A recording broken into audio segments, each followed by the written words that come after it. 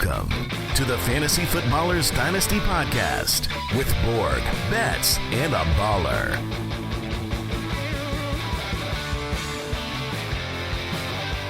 Welcome back. We are a couple of days away from the NFL Draft. Fantasy Footballers Dynasty Podcast. I'm your host, Kyle Borganoni, and I'm joined by Matthew Betz and Mike Wright. Are you counting Thursday as a day? East Coasters, we have to live through basically an entire day.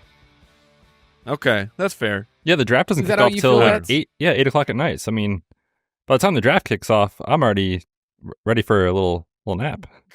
You already got the pajamas on. Hey, man, these kids, it's already out. Last year, so Kyle will be able to relate to this, or at least remember. We, of course, had the Penix pick, which, in hindsight, who's laughing now, right? The Falcons made a good pick. But if everybody that was listening to the show last year recalls, I actually had a procedure done on the day of the draft. So I was just like not logged on at all, not like aware of what was happening. I come out of surgery at like, 7 or so at night, maybe 7:30. My surgery got pushed back. I FaceTime Kyle, all hopped up on anesthesia, making fun of him for the Penix pick. He's like, "You need to go home and take a nap." I was like, "Okay, see you, buddy." So I hope that my draft night, no way, man, draft night goes better this year than it did last year. But should be good. Should be good, man. Lots of uncertainty. I think right now you're seeing a lot of, we all know what's going to happen. But the way I feel about this draft is after the third pick, I truly feel like nobody actually knows, and anybody that says they know is just lying. After the third, who's going 3? Well, whatever order you put Hunter and Abdul Carter, that's how I see it. Okay.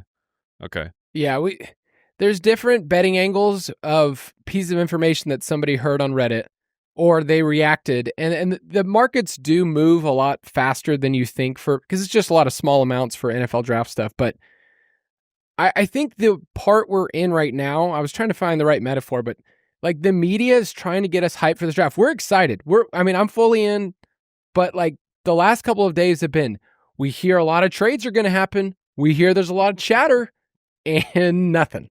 This is the first time. Well, at least at the time of this recording, Kyle, when that comes out, you could look the fool as so many trades have happened. Do you think I will get an egg on my face?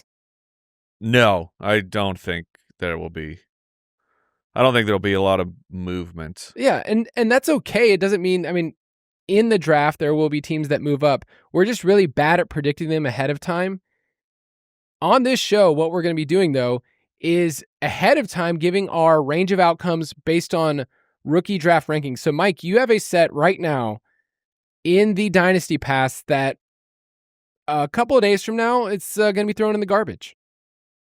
Yeah, that with the mock drafts and everybody else's rookie rankings, most of them will be thrown into the garbage. I mean, it's always, it's a tough thing because it's like the rankings going into the draft, the actual NFL draft. It's like, this is how I feel about these players, and then you get the confirmation but from the NFL, or you get slapped across the face, and they're like, no, This is not how we see these players at all, and then you got to make adjustments. Yeah, so we'll be adjusting all of that right after the draft, or our update to the Dynasty Pass. There's a lot of work that we get to put into this weekend, and for those of you that are having your league drafts, get to be patient. I have a draft that's on Monday, so I'll be jumping right in with everybody else. But yeah, there's a lot of things that you need to adjust for. But I think what Mike's saying is the rankings that we have in place right now after the combine, based on production profiles, film, is saying, hey, as of right now, here's where I feel comfortable. Now, some players are going to stay in that range. When we get to Travion Henderson for Mike, he's going to be right there. That's right. I don't know what could happen in the draft that would shake that. Yeah, and Betz, does he seem like he's going to be a first-round pick? So it's interesting, right? Because like a lot of the buzz has been that he will sneak into the first round, and I think even like there's a market if you wanted to bet this, that like he will be a first round pick. It's not a yes or no. It's one way, so it's just yes, but it was slightly to the minus odds, meaning it's more likely than not, or better than 50-50 chance. The problem is like once you get past the Broncos, who are kind of the chalk Omarion Hampton team, it's kind of hard to place him in like the 20s on those teams, maybe the Commanders or somebody like that. But I don't know what my hot take is here. Is if this is going to look like a silly take. I kind of think the Broncos might take Henderson over Hampton based off some tea leaves. Yes. And man, if that happened, oh my goodness, Mike's pants would just evaporate on draft night. There, every pair of pants I put on will just, like when he shaves into Santa Claus and the beard just comes back. It's like the opposite of that, and it's my pants. Mike's lost his pants 6 good. times tonight. I just can't keep these pants on. I'm thinking of Mike like a decade ago, and if I told him, hey, by the way, there's going to be a running back that you love in the draft. Now, it's going to happen a long time from now, but he's going to be connected to Sean Payton. How are you going to feel about that if he's taken around one? Like, everything is setting up for him to succeed, and I think Henderson was one of those players at the beginning of the process. I'm like, well, Mike really likes him. Let me try to find something that's not great. Okay, he's good. He's going to be. No, he's great. He's going to be good. I mean, Sean Payton. That would be like I have some personal beef with Sean Payton that Payton doesn't know about it. It's a one-sided beef. But when it comes to fantasy football, I love my running backs playing on teams for Sean Payton. We have a giveaway this week. We're calling it Ultimate Draft Week, but if you're one of those people that you want to get in and you order the 2025 UDK by this Sunday, April 30th, you can be entered in to win a Listener League Inchy, which I've never had. Inchy. Did I say Itchy? We got him, Betz. Check the tape. You did. Oh, roast me. I'm fine with it. Entry. Listener League Entry, as they say. A Jamar Chase mini helmet signed and a Baker Mayfield signed jersey. All of those sound quite great. The Chase mini helmet, I'm a little jealous of it. And yeah, my neighbor last night, he's a Steelers fan. We were talking about the draft and stuff like that. And he goes, hey, weren't you the team that you guys didn't want Jamar Chase? How'd that work out for you guys? I was like, dude. What?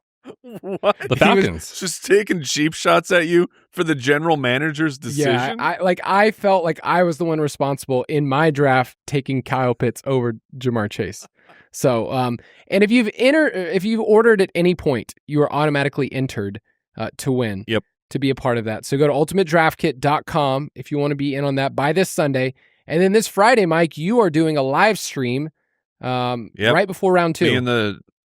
Me and the 2 other ballers, we are back for it this year, where we will be talking over round 1. Hopefully, while there may not be a lot of trades, I'm hopeful that we're going to get some good fantasy action. The 2 or more quarterbacks, maybe 3 running backs, maybe 4 wide receivers, and a pair of tight ends. It's like this is good stuff. When say you're in the back of the first, maybe you aren't slotted for one of those running backs, which, I mean, at this point, I want all these running backs, but it's still like we like Warren and we like Loveland as options that you may have to wait on because it's a tight end, but you're going to at the very least, when you're making that draft pick, you're like, I'm confident in this pick right now. And that's going all the way back to like the 108, 109. Go to ballerslive.com if you want to jump in on that live stream. It's Friday, 6 p.m. Eastern Time, 3 p.m. Pacific if you want to be in on that. But let's jump in our rankings. Dynasty Rankings. So I mentioned earlier that a lot of things are going to change, and the draft capital is a massive piece of the puzzle. But we've also talked at length that it's really easy for us to kind of overvalue landing spot for wide receivers. Jalen Waddle's the example we give all the time. It's like, he went 6th overall, but I don't like this landing spot. At the end of the day, were we right? Were we right that the landing spot sucked? Like the first 2 years, it seemed like we were very wrong. The next 2 years, we seem like we were very right. So just saying, the landing spot is jury is out. It feels like the landing spot is really good in small spurts. Okay, that's fine. I mean, I'd love to have Jalen Waddle. in Dynasty. Yeah, I would. I would have loved to take him in the back of the first round. Running backs, on the other hand, we have figured out that landing spot and opportunity is super important. We have articles on the website. But this discussion today is going to be combining our rankings that are available in the Dynasty Pass. So looking at Mike's rankings, looking at consensus big boards and mock draft databases. So this is where players are scheduled to go.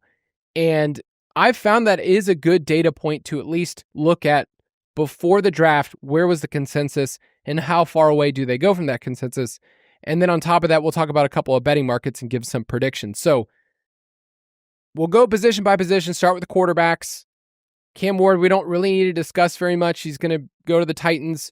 But I did want to bring this up about your rankings and where we would have him in Superflex if you were going to take him there, because I think it's like a 50-50 shot if this coaching staff and this offensive regime is even here a year from now. I did the study, and over the last decade, 35 quarterbacks taken in round one. 54% of them had a different play caller in year two. 46% had a new head coach.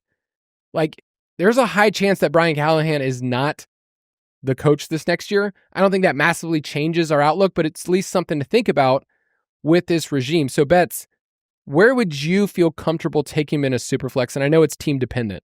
Yeah, I definitely think it's team dependent. And I feel like in this year's class, there are some really, really strong options at the top that I'm not on the side of, well, he's a quarterback, so you've got to take him in Superflex. Like, I for sure would take Genty. I think maybe even the RB 2 or 3 over him. And depending on what happens with Ted McMillan, like maybe even him, considering your team needs. That said, if you had to have a quarterback, like right now, you're like, my QB2 is, I don't know, a fringe guy. I wouldn't fault anybody for taking a shot on him at like the 103 range, 103 to 104.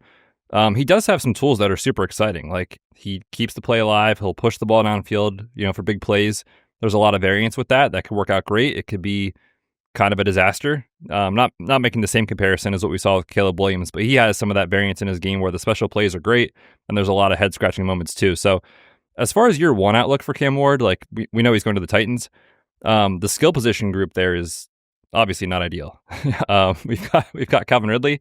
A lot of NFL drafts. Excuse me. What's that? Betz. Cam Ward is going to play with his number? Number 4 overall. Or 4 overall wide receiver in the world. Is it number 4? Treylon Burks. And they 4th best wide receiver in the NFL, according to his new quarterback. And they can still pick up his 5th year, Can you imagine? So obviously the skill group is not ideal. We'll see. He did also say, sorry, You're good. He did also, this is Cam Ward. This is important. AJ Brown is a dog, but he's no Calvin Ridley. I mean, credit to Ward. So it's not just he's Burks. just trying to get on the right side of his teammates, be a guy that they like. I respect it. But a lot of NFL draft kind of prognosticators have also said, well, you got the Titans, they also pick 35th overall. So maybe that's a Luther Burden type of spot or somebody like that they just kind of pair him with another rookie. Then you start to see how it could work kind of thing. But I think there's a wide range of outcomes on Cam Ward where I definitely see the path where it's awesome and he's a great pro. I also see a path where it does not go well. So yeah, I think the 103-ish to 104 range for me is kind of where I would slot him in. Yeah. And for one quarterback, I think we said back of the first round, I think you'll be happy if you had the 111 or 112. I think that's where he was going in a lot of our mocks. It's like, you can take him there. Don't feel bad that you're taking a quarterback in a one quarterback league. Like, this is good value for that. Yep. Mm-hmm. So Ward's not the interesting one. It's obviously Sanders, Jackson Dart, and Jalen Milroe. And Sanders' mock draft database number is all over the map. It's 6th on Big Board's consensus, but I've seen him from he's going to the Giants at 3 to falling out of the first round, and the Browns take him in round 2. And we do have data that he met with the Browns, the Giants, the Raiders, the Steelers, and the Titans, who then canceled their private workout, which is like, hey, sorry, you didn't get the job, buddy. So have you guys, we're going to get this information in just a little bit, but Sanders for fantasy, I think our biggest bugaboo was like, is he going to run? And if he's not going to run, last week we were like, is this like Derek Carr all over? Is this like somebody who's going to be accurate, but like QB 16? Like, so Mike, what's your take? I'm still perplexed by Sanders, who, like, good arm, good accuracy, but a too much tendency of not going into the pocket and falling back, and then ending up taking a gigantic loss when he eventually gets sacked. It reminded me of the early years of Kyler Murray. I don't know, how locked in people were with Kyler at the time, because he was dominating for fantasy early on in the career. Talking about Kyler, but for an Arizona Cardinals fan, he took so many stupid sacks where he thought, well, I could do this in college, and so clearly I'll be able to do it in the pros. And the answer is no, you can't do that in the pros. And he would take just these drive-killing 10-yard losses all the time. So really hoping that, that's a big deal for Sanders, because that's a drive killer right there. That one 10-yard loss is now let the other team eat up 4 to 5 minutes of clock. So I think that's the biggest question mark for me personally, is can a team coach that out of him? It's not impossible, but it's a huge problem right now. And you have Jackson Dart ahead of Sanders, and Andy does too, for fantasy purposes. For fantasy, yes. And I don't think that's, a crazy take, considering Jackson Dart's scramble rate, and that is exactly what it is. That it's not, I think Jackson Dart is going to be a better pro than Sanders. I know that Jackson Dart is going to run for a bunch of yardage. All right. Betz, do you have any predictions about these quarterbacks and what you're seeing? I know you're looking at betting markets, but I mean, obviously there's a couple of teams that all seem to be in the mix. The Browns did their top 30 visits on Dart, Sanders, Milrow. The Giants did one for Sanders and Milrow. The Saints did it for Dart and Milrow. And then we have the Steelers in the mix too. So any predictions draft day, just so that you look really cool in about 2 days when you're right? Oh man, I'm going to look silly. It kind of feels like the Steelers are handcuffed a bit, right? We've talked about this. They don't have their second round pick because they went and got DK Metcalf.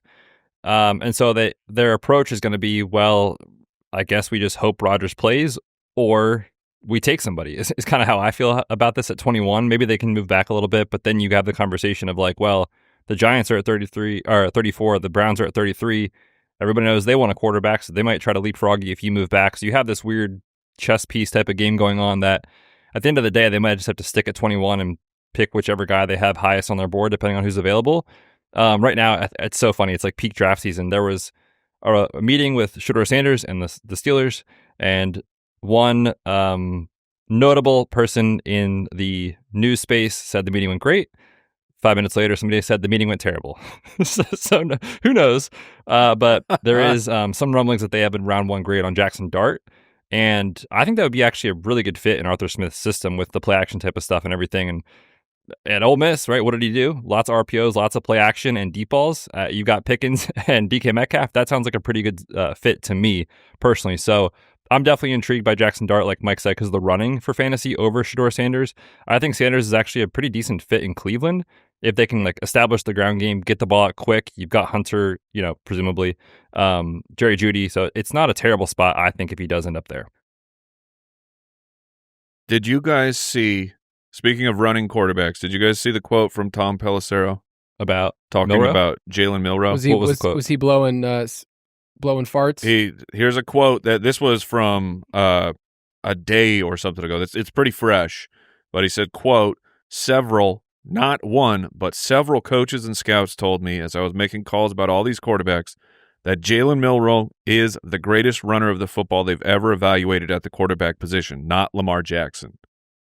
So, I mean, if true, so Jalen Milrow's agent made sure to tell Tom Pelissero that. Dude, I mean, look, yeah, I mean, if you know how I feel about Tom and his ability to get messages out there, pro or not pro bono. I was the opposite. Definitely not pro bono. Yeah, definitely not. Just bono. But still. Just bono.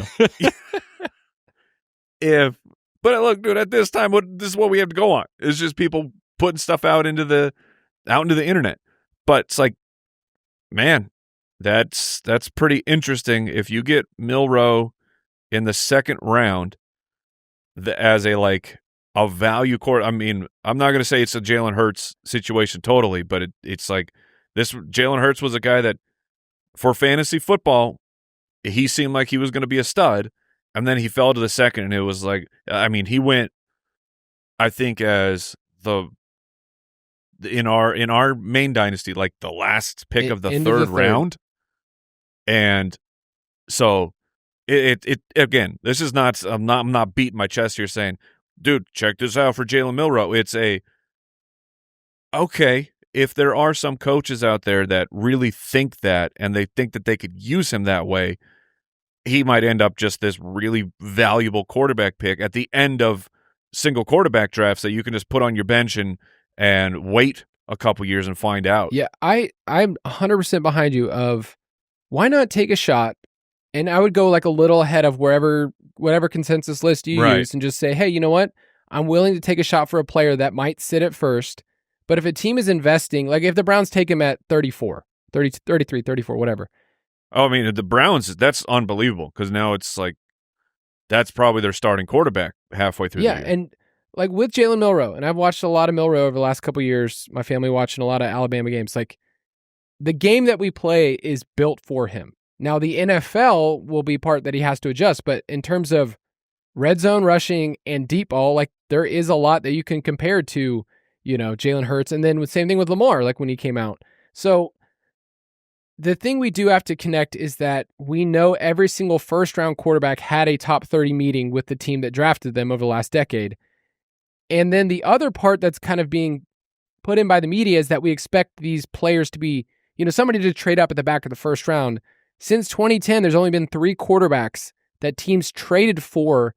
They went up from the second round pick up to the top of the first round. It was Tim Tebow, Teddy Bridgewater, and Lamar Jackson. So you do have to connect the dots and see what are the teams that do it. The Browns clearly have the firepower to say, hey, I want to move up from this pick and get there. So I think we're all excited for Milroe. I had a conversation with Betz. I don't know if you remember this, like the very, very beginning of best ball season. And we were looking at the rankings and I said, there are 2 quarterbacks that are left for dead that run the ball. It's Jackson Dart and Jalen Milroe. And I don't know where they're going to go in best ball. And this was like January, February, but I was like, who knows? Like they could be players that eventually become starters in the league. So any last thoughts on quarterbacks, Betz? No, just to hammer it home on Milroe, like, who knows how many starts he's going to get in year 1 or year 2. Like this could be a total project situation because the deep ball is great. The rushing is incredible. For us in fantasy, if those 2 factors can work in the NFL, he will put up points, and that's what we care about. From an NFL standpoint, the accuracy, like an intermediate area and all that stuff is kind of a disaster. So I could see where he's like, has, a handful of starts. We needed to improve. We need to improve to stick around the league. But what I was going to say is, whenever he gets on the field, if and when and how many games, who knows, I feel super confident that he will deliver fantasy points. Anthony Richardson is a terrible quarterback currently in the NFL, but when he is playing, he is putting up QB1 fantasy numbers because of the rushing and the deep ball. So I think Milroe is an awesome target in rookie drafts because you're going to get him, like Mike said, in single quarterback leagues, probably late third, even in Superflex, probably late second type of thing, where you just sit on it, put him on your taxi squad if you have one, and wait and see, and just know that when he gets on the field, you've got a plug-and-play option there, and let's say he does hit for fantasy, then you have trade value too. So yeah, I like Milroe quite a bit, even though I see a path where it goes clearly pretty bad for the real-life NFL. All right, let's take a quick break, and then we'll get to running backs.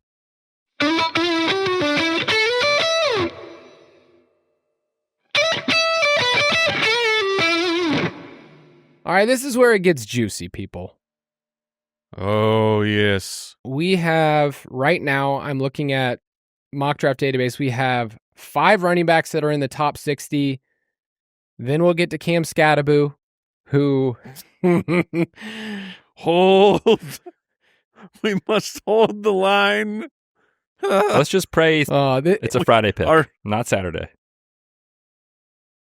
Oh, God. Have things been with Scatterbo? Let's just go there. Have things been from college football playoffs to just slowly but surely just the steady decline of what the media has felt about him? Is that how it's felt, Mike?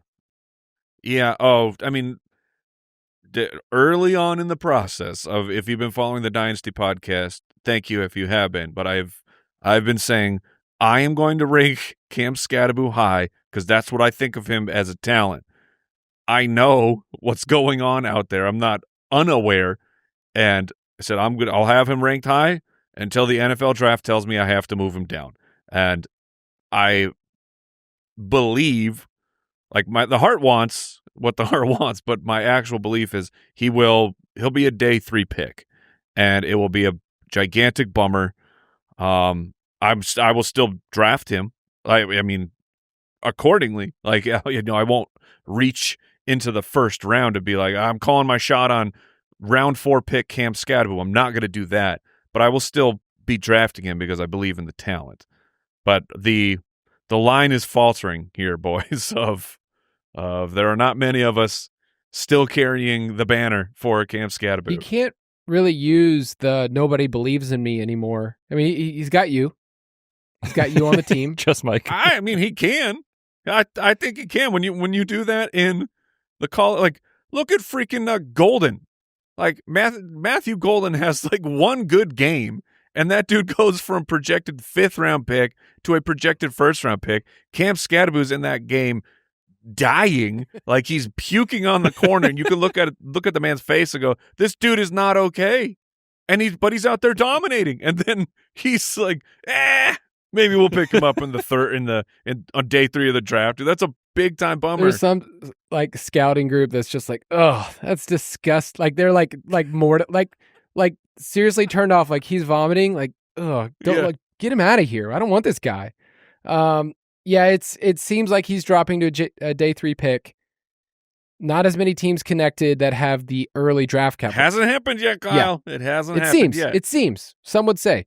The early guys, Genty, Hampton, the Ohio State running backs, Caleb Johnson, seem to all be day 1, day 2 picks with landing spots we were like. So I want to run through those landing spots because at the end of the day, we don't know the order of these teams. Genty could go to the Raiders. Everybody wants him to go to the Jaguars now for some reason. Whatever it is in a couple of days. Which of these landing spots? The Jaguars. It's so ridiculous. I'm telling you, like, any story, we're going to forget about this a week from now. That like, oh, remember when the Jaguars was like the story? You can say whatever you want this week, people. Nobody will remember. No one will remember what you say before Thursday. Betz, tell me your favorite landing spots, like for team. You and I talk a lot about the ecosystems of teams, like how they're built, how they want to run the ball, their offensive systems. So which ones do you like the most? The Bears. I like the Bears a lot for whatever running back goes there. I think it's going to be Genty if he falls to 10. There's just been too much smoke there to not believe that a fire is present, whatever the saying is.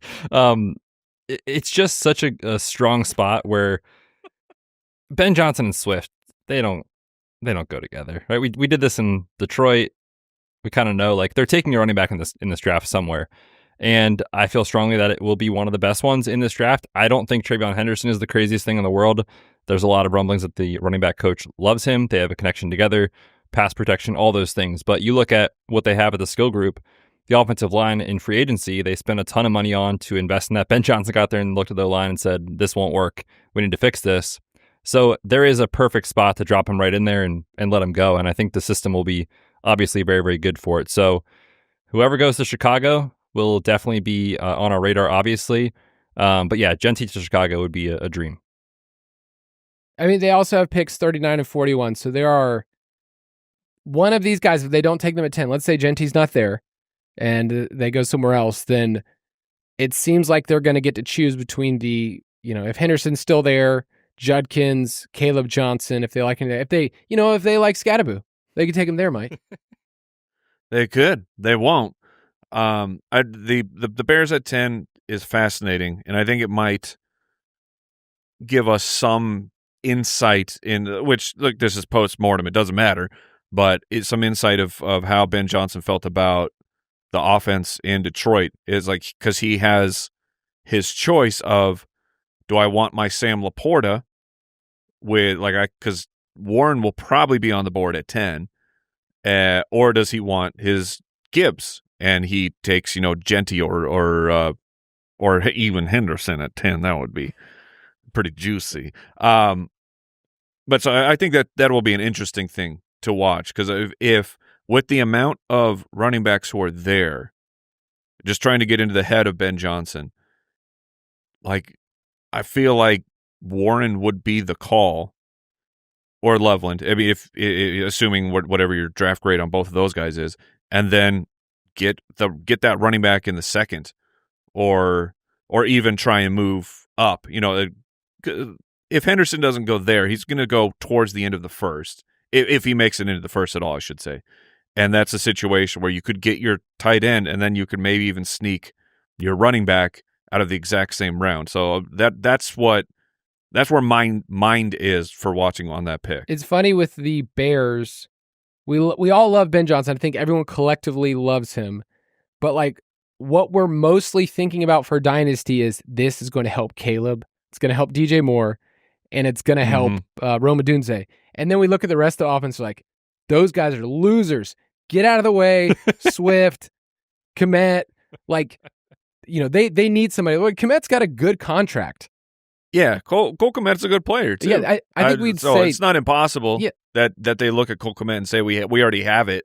We have the tight end piece that I need to run my offense. Yeah, I mean, I think we'd all be really excited if it's one of the Ohio State guys in the second round, if it's Genty, or if they take Tyler Warren or Colston Level. And I think there's a lot of different possibilities with the Bears, and I think that's why you can be excited.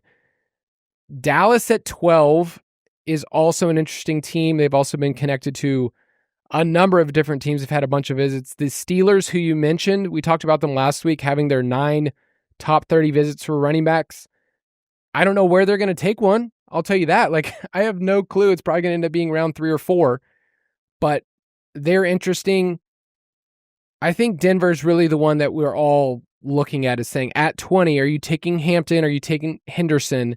And if not, how do the dominoes fall? So all of those situations I think are really good. Hampton's over-under is at 19.5 right now. So it's like right there at their pick, at pick 20, to see what they're going to do. But Jason's brought up a lot of Caleb Johnson recently. Like, I've kind of been surprised that Jason's turned into a Caleb Johnson guy. He was from the very beginning. I just didn't know how loud he was about it, but, you know, he's like Barry Judkins. He apparently thinks that he's just bad. But bad-mouthing Jason while he's not here. Can't even defend himself. But Caleb Johnson, I know.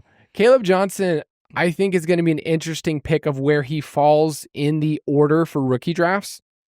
Because a lot of times, like, he's like, do you take wide receivers ahead of him at like 106, 107, or does he fall to the back of the first round? So what's your temperature, Mike, on Caleb Johnson? I think that Caleb Johnson, for rookie picks? Yeah. Yeah, where's in a rookie draft? I think he's closer to the end. Like, I would say like the later half.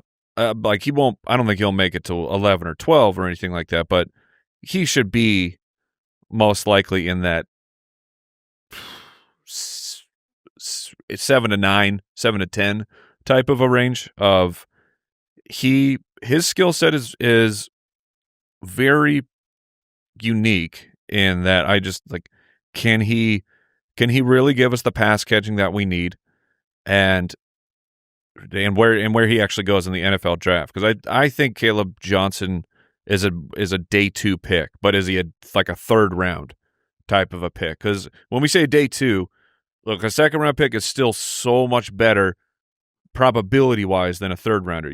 Third round is still exciting, but it's not as high of odds. And you're like, if you're looking at third round running back, first round wide receiver, you know, that making that decision can be very difficult when you look at your team needs and you're just kicking yourself like, I need a running back so bad. And that's how people end up getting a value pick on Jalen Waddle. Right now, Caleb Johnson is our 11th overall player in our rookie rankings for one quarterback. So kind of like what you were saying, I feel like he can go as high as like 106 if he's in the right landing spot. He could. Let me ask you guys a question. Are you still really excited for Dallas Cowboys? As in, like, that's a premier destination, a premier landing spot. I know the job's wide open, but is it still considered a premier opportunity? I feel like it doesn't feel the same as it did a few years ago, where the offensive line, like, for years, it was like, this is a top 5 offensive line. They're probably going to be top 5, at worst, top 10 in scoring offense. It does kind of feel like the Cowboys have lost their shine a little bit. They just also lost some key starters on the offensive line to retirement, so they've got to kind of rework that side. That's what I mean as well. But as far as like, let's say they pick, what do they pick? 44th, 76. Those are 2 prime spots to take running back if they don't take one at 12. If they take running back at one of those 2 picks, and you look at the depth chart right now, and you're like, okay, it's Javonte Williams, and who even is the other running back? Do you know? Is Javonte? I forget who's the RB3 or RB2. Miles Sanders. Miles Sanders. Thank you. I knew it was somebody else from the past. Miles Sanders. Oh my gosh. It's going to be really easy to be like, I can see a 250 plus touch season coming from this rookie because he only has to beat out those 2 guys who clearly are on the wrong part of their career arc as far as their workload and efficiency and stuff. So I think it's lost its shine, I'll say, but still an unbelievable landing spot. Like, we have it rated as an A in team opportunity in the Dynasty Pass because of what I just said, Miles Sanders and Javonte Williams. So yes, pick 44, pick 76. If a running back goes there, that's going to be really hard to pass up. Jerry's going to want to feed that person. If they get picked, Jerry's going to be real excited to say, this is our guy. I mean, the offense, when you look at the depth of the team, like just behind CeeDee Lamb, who's their next best wide receiver? Like, it's like they need multiple spots. Even at tight end, where we thought like, oh, this is Ferg Daddy's spot, he might be overtaken by Schoonmaker. It's just a thin roster, like much more thin than you would think. So I think 12 is McMillan. I that's who I mocked there, and I think I'd be happy if he went there.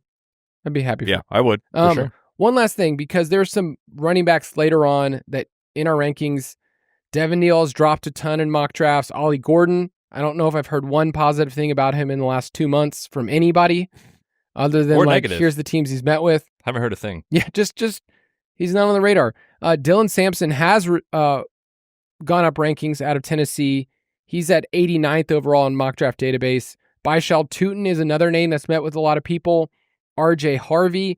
So there's a lot of guys in this fringe day 3, but are we just letting the days decide about these players in the order? Where it's like, I know what I thought before the draft, where I like Dylan Sampson. I just need him in the right landing spot. But if he ends up being a round 4 player, then I can just kind of be like, oh, well, I guess maybe late. But are you guys just letting the draft capital and day 2 and day 3 be the deciding factor for these guys towards the end? I mean, day 2 versus day 3 is a big deal. But I think that a lot of these guys will be day 3 picks, and then that's when it goes back to, okay, what was your personal film and analytical profile assessment of this player? Because that's where those guys, like a guy who got drafted in the 6th versus the 4th. Yeah, the 4th sounds way better, but the hit rate on these guys, once you go into the 4th round, the hit rate is so very low. Of course, there are outliers for everything, but at that point, if I really like the guy who went in the 6th over a player who goes in the 4th, I'm gonna rank the guy who went in the 6th higher, for sure. And I also think last year this was the Kamani Vidal in the 6th round and landing spot. Kamani, hey, yeah, people like maybe that. This is his year. I also think too, it's not his year. I also think too, when you start to get to this point of the draft, I tend to gravitate towards guys with a above average pass catching profile, and kind of what we look at in our production profiles is that like 10 to 11% reception share threshold. And the guys that we have meeting that could go in this range that you're talking about, it's guys like Devin Neal, Baishal Tootin, DJ Giddens I like a lot.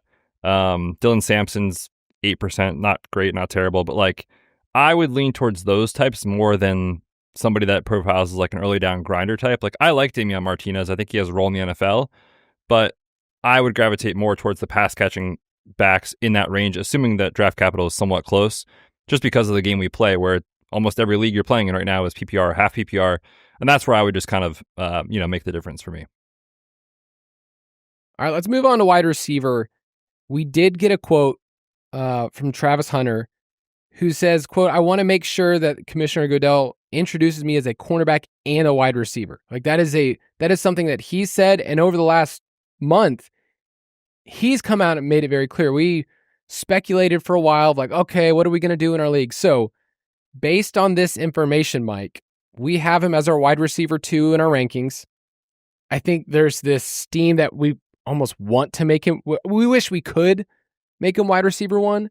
So how are you approaching this? If it's the Browns, because right now he's minus 1,000 to go number 2 to the Browns, how are you taking that? Right now, it is, of course, still difficult, but the reporting that we're getting, the Daniel Jeremiah, NFL Network guy, like, I think trustworthy source, good information, and he has been talking about the Cleveland Browns see him as a wide receiver, and he will play some DB because they're going to, like, why would you not use a weapon on the defensive side? But he will be a wide receiver, and with the Browns being the favorites to land him, I feel cautiously optimistic that he is a wide receiver, and then that would be. I mean, I think that could end up being a good spot long term. It might be tough in the short term as we try to figure things out, or maybe they don't draft a quarterback, they don't do anything, and it's Joe Flacco time again, and we get maybe we get some of that resurgence. Even though last year Joe Flacco did not look like Cleveland Browns Joe Flacco, so I'm still holding that. I think Travis Hunter could end up the best wide receiver from the class, despite all the fear of, is he a cornerback, is he a wide receiver? What's the earliest that you guys would take him in a rookie draft? So let's say it's the Cleveland Browns, then I would be okay taking him. Man, I mean, it depends on how strong your belief is, but it's like the 3 or 4 range. That's what I was going to say. Third. That's my assumption of Genty's the 101, and then if I like Henderson way more than Hampton. First round running back is probably there. Yeah, but if the first round running backs are Genty and Hampton goes to the Broncos, like, how do you not take him 102? And then after that, it's okay. Which wide receiver do you want, or does Henderson sneak in the first round? I mean, oh man, there's so much whataboutism going on. I apologize. I'll throw a hypothetical to you guys. But three to for 4 wide receivers. McMillan goes to the Cowboys. Obviously, Hunter we think is going to Cleveland. Who would you take for a rookie draft? Oh man, so that is brutal because year one, McMillan has such a better opportunity to be really relevant. Long term, though, McMillan versus CeeDee Lamb. Like, can McMillan elevate to a T. Higgins status where he is a 1B and not a 2? Where on the other side, I think that Travis Hunter can overtake Jerry Jeudy and become the number 1 guy for the Cleveland Browns. So a short term, long term play, because both will be both. I like both picks, but I might. You gotta give an answer, Mike. I might let the short term. If I'm making a title run, I might go McMillan, and it's because I need someone I know I can count on. It's a really good question because I have the 103 in a league, and I've gone through this in my head a couple of different ways of like, okay, what is my mindset based on these picks? And I will tell you that answer when we come right back from this break. All right.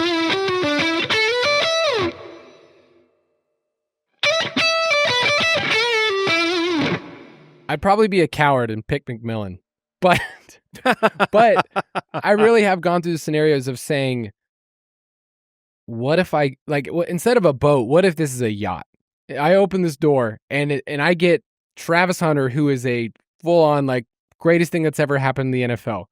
So I could split the difference and just say I'll take a running back at the 103 and not have to worry about that decision emotionally. That's the coward. That's the coward answer. I don't blame anyone based on this information of what he has said and the way that the Browns have postured of saying like, we want this guy to be a wide receiver. And, you know, it might not be 130 something snaps like we've saw in the past, but if you're getting 80 snaps a game, that's still insane. Like that is wild beyond measure of anybody else in the NFL to get 50 or 60 offensive snaps. Still crazy. So I don't think he has to be a full-time both, despite what he wants to do. He's the number 2 player on mock draft database boards, and he's going to be taken there. The last wide receiver, do you guys know the answer to this? The last wide receiver to be taken this high in the draft? At number 2? Number 2. Ooh, number 2. Julio was what, 8th? He was 6th, and 6th. And the Falcons traded like everything. Yeah, but Green wasn't Green before Julio? Green was 4th. It was Calvin Johnson who went 2nd overall. Oh, wow. So, like a lot of people, when they do their draft models, we talk about draft capital and where players go. To put a wide receiver going 2nd overall, and then we just push him way down our draft boards because of fears, like, I get it. You don't want to waste your pick, but I feel like the way that things have been postured, he's going to be fine. Now, we want him to be 100% wide receiver because that's what we want for the game, but still, I think you're going to get a really, really good player. So I don't fault anyone. I don't think I would go any higher than 103. I think I agree with that. But I think that's where... That's fine. Okay. So McMillan, there's been a lot of McMillan steam because over the last month, it was him getting trashed over and over again of like, this guy doesn't really want to be out there. He doesn't watch tape. He's falling in draft boards. He's going to be at the end of the first round. The teams that he's been connected with have been the Patriots at 4, who he met with, the Raiders at 6, the Saints, the Cowboys. It seems like he's in this top 10-ish territory. And the word we've been using for fantasy over and over is that he's safe. I'm assuming we still all feel that way, but is there a landing spot that would just put you over the top? Like McMillan is the wide receiver 1, and he's not just a safe pick. He has a high upside pick. So Betz, any landing spot you really like? I mean, we've already talked about Dallas. I think that would be a dream fit. I also think there's a possibility, depending on who knows what of the stuff that you're hearing is real or not. I think most of it is probably not, but the recent thing is like, he could go 5th to Jacksonville. Like that would be an awesome fit across from Brian Thomas Jr. I mean, if he did go 5th overall, that would be awesome, right? The draft capital with a very strong production profile is what you look for. So that would be a slam dunk in my opinion. Of course, Brian Thomas is an alpha, so you don't have that range of outcomes that he could overtake him, I don't think. But that would still be an awesome landing spot, awesome draft capital. And then there's the other end of the spectrum where people are saying like he could fall to the 20s, depending on how teams have him stacked and how much they care about the watching tape and all that, kind of nonsense. The Chargers could really use wide receiver help across from Ladd McConkey. We love Justin Herbert. Like, I think that's an underrated landing spot too for a guy like Ted McMillan. I don't think it's a hardball thing to go wide receiver in the first round with building through the trenches and that sort of thing, but I wouldn't be shocked if he's the pick. And like I said, I think it's a good landing spot across from Ladd to be the, 1A, 1B with Ladd with Justin Herbert. That sounds pretty good. I would say the Patriots would be by far the most difficult because what pick are they? 4. So everything Betz said about draft capital and analytical profile is there, and it's like with Drake May, who showed flashes like what it could become, could be absolutely lethal. Like do they have a franchise quarterback already? They have a spot open for a number 1. Yeah, I know Stephon Diggs is there, and we'll see. Old man coming off of a ACL tear. But that would be ranking him would be so difficult if he does go to the Patriots, because that will not be a comfortable pick. At least to me, if I'm on the board there at 103 through 105, and there's these second-round running backs in incredible spots, and you're like, well, there's this good wide receiver who went to the Patriots. You go, oh my goodness. I mean, maybe that's another Jalen Waddle situation, who was pick 4 or something like that. Pick 6. And so I'm just talking in terms of comfort when you're making the draft selection. I would be, if he went to the Patriots or the Raiders, I would be thrilled. It's just so so you like the Patriots. So if he goes to the Patriots, you would feel good taking him at 103? I just think, like, looking at their regime, what they have in place now with Mike Vrabel, if they're willing to pass up somebody in the trenches, or let's say Abdul Carter or Will Campbell or Mimbu, like the tackles are there, and they're passing it up to take a wide receiver, they're saying with their actions, like, we're taking a wide receiver at 4. And I've just found myself over the years where I'm like, I don't know if I love this landing spot, where I think Drake May is fun for fantasy. We know that he runs. We know that he had his moments as a rookie. And the way that they're kind of investing in their team is giving their quarterback an alpha, or at least they view him as an alpha. But with that draft capital, I would feel even more confident than if he drops in the 20s and then I'm making that decision between Hunter and McMillan. Like, I feel like 4th overall is just such a strong data point. Even if, like, I don't know how it's going to turn out with the Patriots, but I like Drake May. Agreed. I also think nobody's talking about this fit, but the Raiders are kind of like a sneaky wide receiver need team. Like, Jacoby's totally fine as like a wide receiver too, obviously, and they've got Brock Bowers, but the connection is kind of interesting. Like, their current offensive line coach is Brennan Carroll, Pete Carroll's son.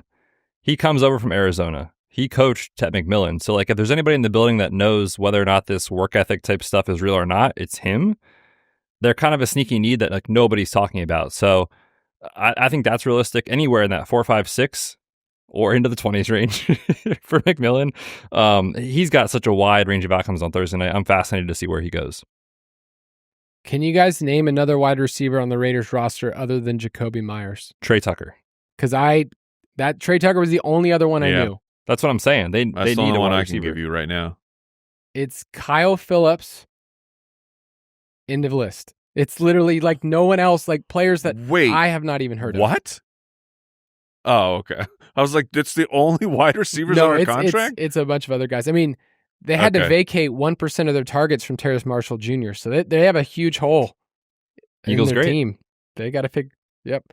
All right, so moving past Hunter McMillan, we've had the Matthew Golden discussion at length of saying analytically we've been concerned the whole time, but also the NFL is saying this guy's a round 1 pick. His over-under's at 17.5, been connected as early as the Cowboys at 12, but I've seen the Chargers, I've seen the Steelers. If they want to take a wide receiver there, that would be an interesting pick with Metcalf and George Pickens there.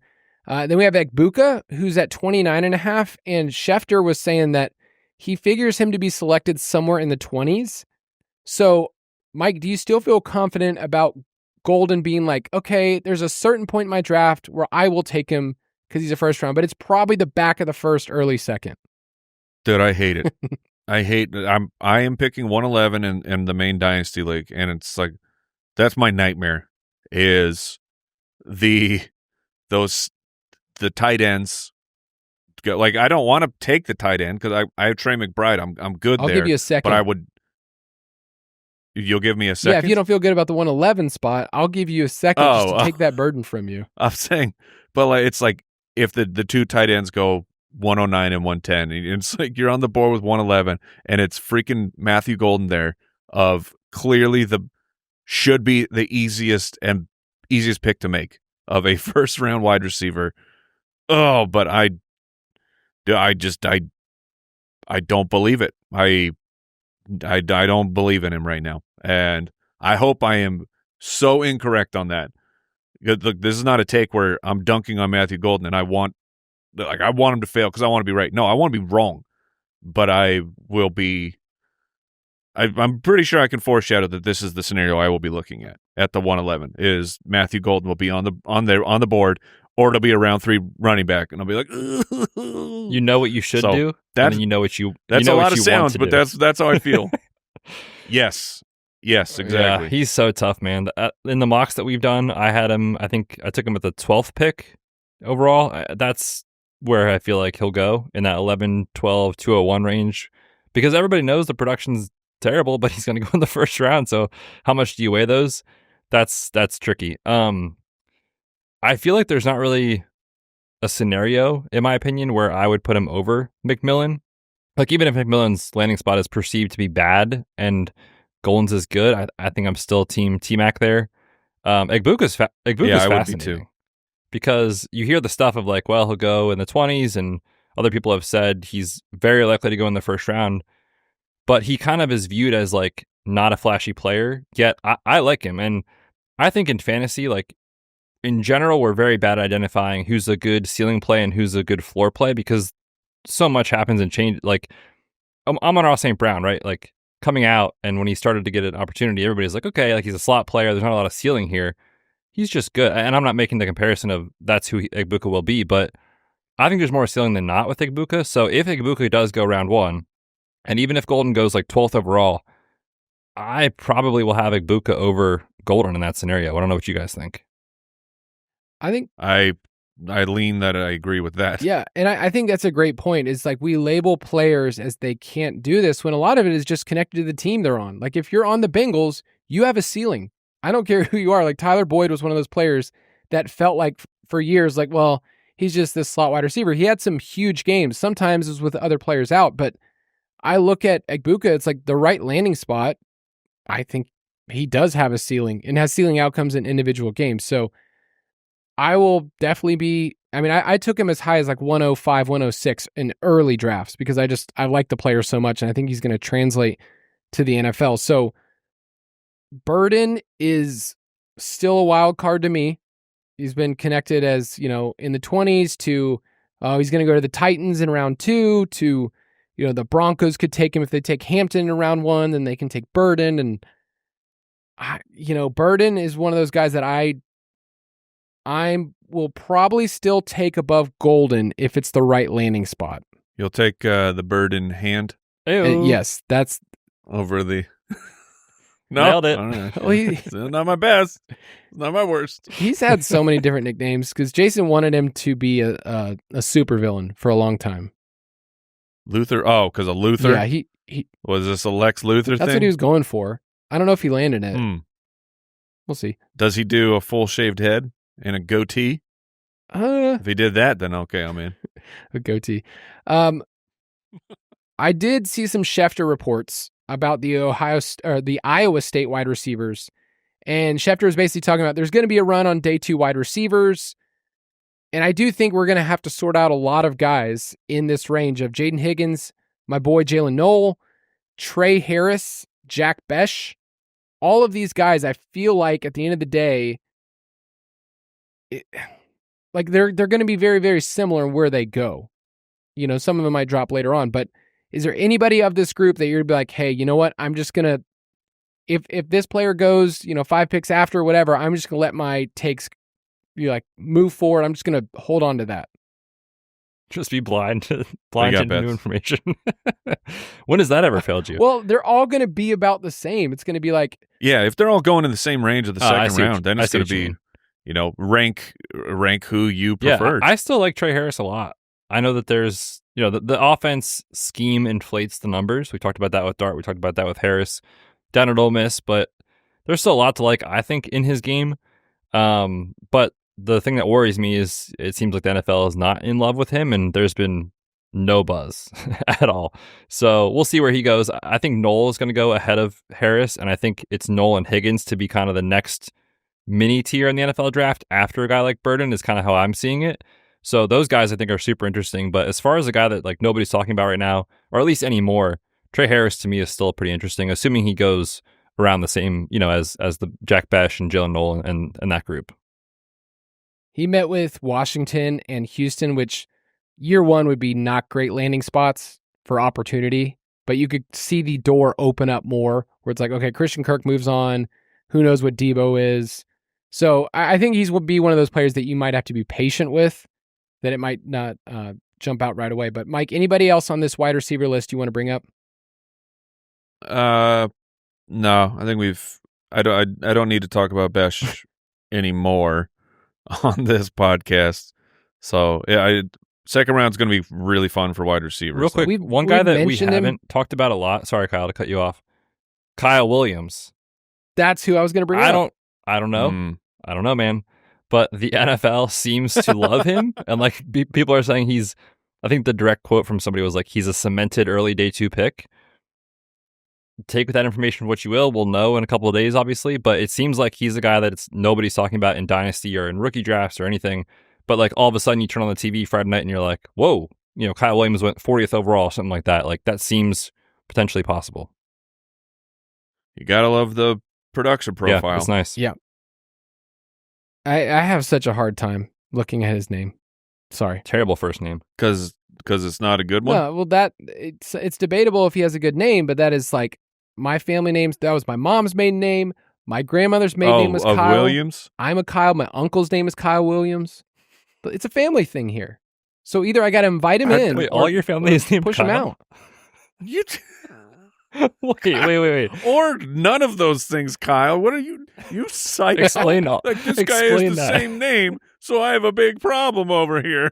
What are you talking about? I can't figure out if I'm supposed to like him, invite him in, or he's a threat to my family name. He is not a threat to your family name. Okay. You're a Borg. Did you change your last name? My mom's... Are you still a Borgish and Morgan and Orny? Okay. My mom was a Williams growing up. Her mom's last name was Kyle. Is she still a Williams? No. She didn't go like middle name? No, that I guess she could have. Williams Borganoni. Oh. That's what my mom did. She kept her maiden names were middle name now. Nice. Yeah, there's a lot of guys here at the end of day 2 that I think we're going to be sorting through. And you can, look through the production profile, kind of see their dominator ratings, all those things. And we'll add that. All right, let's finish with tight ends.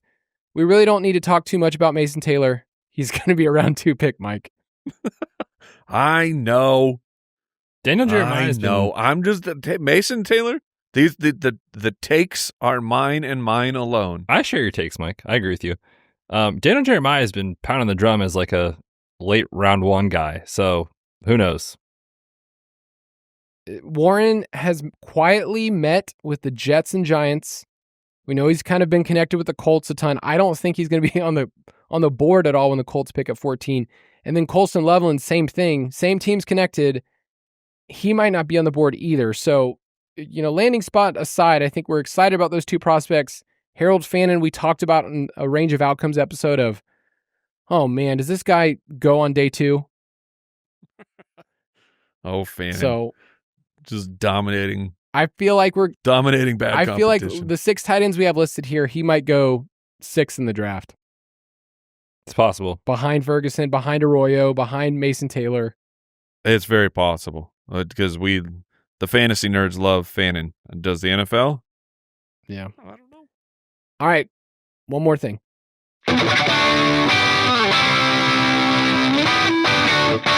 Take it or leave it. We're going to give a bold draft take here at the end. I went back to last year's doc, and boy, did I get it right. I said the Vikings don't take a quarterback, and Sam Darnold lives. It's kind of half right. Well, half-ish. Yeah, I mean, he did live. There you go. It took a knee I didn't injury. know that part. But he lived. Dude, isn't gonna that so have wild to think about? That they took a quarterback and Sam Darnold was good. Just like Darnold's NFL career is happening, is still happening because J.J. McCarthy tore his meniscus. That's wild, man. Yeah. I have Colston Loveland is going to be a top 10 pick as my bold take. There's a couple of landing spots. We actually gave this out on our DFS and betting podcast when it was plus 1,000, and now I think it's plus 300. But the Jets, the Panthers, the Saints, the Bears, I think they're all in play for Loveland to go top 10. That would be hot. Betz? I'm going to say we know Cam Ward is going in the first round, obviously. I think there's only one other quarterback that sneaks into the first round. All you hear right now is like everybody's going to trade into the back of the first. Kyle reminded us it doesn't happen as often as you think. So I'll say one of Dart or Sanders slides, and I'm not buying the Tyler Shuck, Milrow type of stuff. Sorry, Tyler. Oh, man. And I think mine's not like magma hot, but it's just hot compared to what the markets are saying. I say Ashton Genty gets drafted at 10 at the earliest.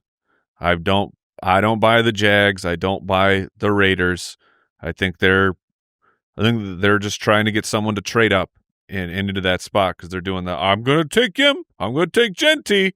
And then when they actually get on the clock, they're like, man, that would be such horrific team building for us to select a running back right here when we have so many massive needs. So I'm going 10 at the earliest. It'd be funny if they like put that on. They asked them to put that on the draft card just for like Goodell to say that. Like, this would be stupid. You guys thought that we would take a running back? You guys are dumb. We hate. They just call out the rest of the league. Just say you guys are dumb. Yeah, the Raiders have selected. Ha ha ha ha ha! You idiots. He just Ron Burgundy's it. Goodell, that would be great. Yeah. That's going to do it for this week. Next week, we will have a post-NFL draft mock draft. We'll get to talk through the landing spots, where we would take these players, and everything will be updated. UltimateDraftKit.com if you want to be a part of that. Goodbye. Thanks for listening to the Fantasy Footballers Dynasty Podcast. If you want to take your dynasty skills to the next level, check out thefantasyfootballers.com.